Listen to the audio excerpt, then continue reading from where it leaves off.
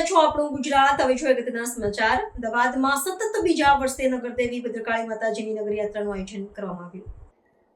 અમદાવાદ શહેરની સ્થાપના કાળથી વિરાજતા ભદ્રકાળી માતાજી હજારો શ્રદ્ધાળુઓ માટે આસ્થાનું કેન્દ્ર છે. 614 વર્ષ પછી ફરી શરૂ થયેલી પરંપરા મુજબ આ વર્ષે પણ માતાજીની નગર યાત્રા યોજાશે.